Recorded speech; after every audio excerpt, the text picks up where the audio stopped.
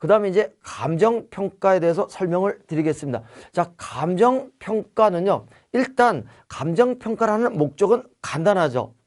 법원에서는 이 부동산을 매각을 해야 되는데, 매각을 하려면 최저 매각 가격이 설정이 돼야 되는데, 이 최저 매각 가격을 설정을 하려면 이 부동산을 감정평가를 해야 되겠죠. 그래서 이 감정평가를 하게 되는 것이고요. 이 감정평가는 그러면 누구에게 평가를 명령을 할 것이냐.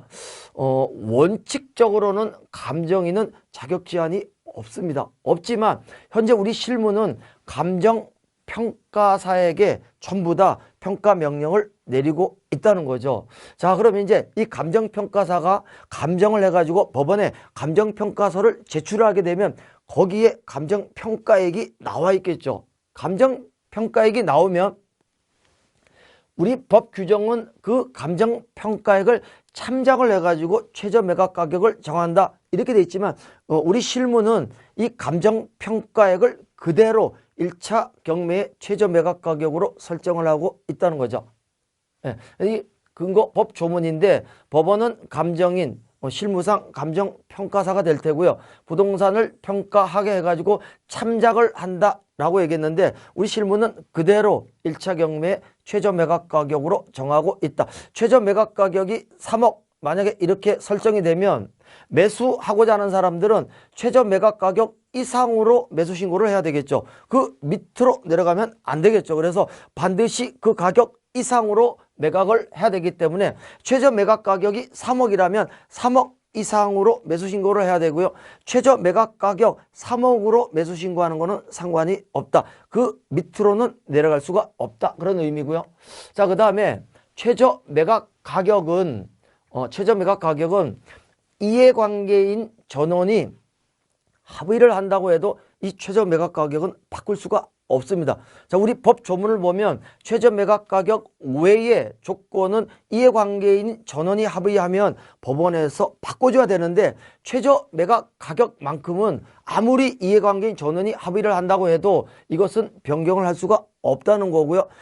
다만 법원에서는 타당한 합리적인 이유가 있다면 법원에서는 직권으로 최저 매각 가격을 변경할 수가 있습니다. 그러나 이해관계인들은 어떠한 경우에도 이 최저 매각 가격만큼은 변경을 할 수가 없다는 것이고요.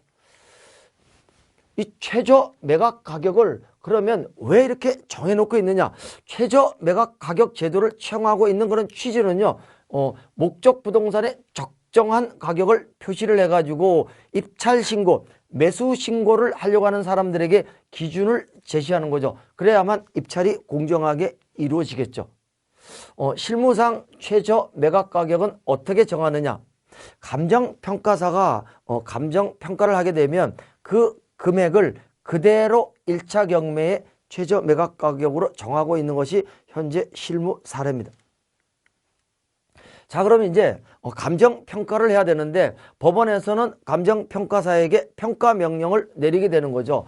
평가명령을 내리게 되는데 감정인 자격에는 특별한 제한이 없다고 했죠. 그러나 이제 우리 실무상으로는 감정평가사에게만 평가명령이 내려가고 있다는 거죠.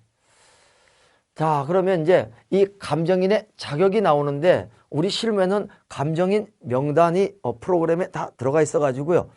이 감정평가사 중에서 어느 한 사람에게 평가 명령이 나가게 되는 거죠. 그래서 지금 현재 실무는 100% 감정평가사를 감정인으로 선정하고 있다, 이렇게 보시면 되고요. 그래서 실무에서는 법원에 등록된 감정평가사 이렇게 되는데 매년 감정평가사들이 대법원에 등록을 하게 되고요. 그 등록된 감정평가사 중에서 이제 감정평가 명령을 내리고 있다는 거죠. 그래서 종전 실무 같으면 집행관이 자동차라든가 건설기계를 감정하는 경우가 있었는데 지금 현재 우리 실무는 100% 감정평가사에게만 평가 명령을 내리고 있다는 거죠.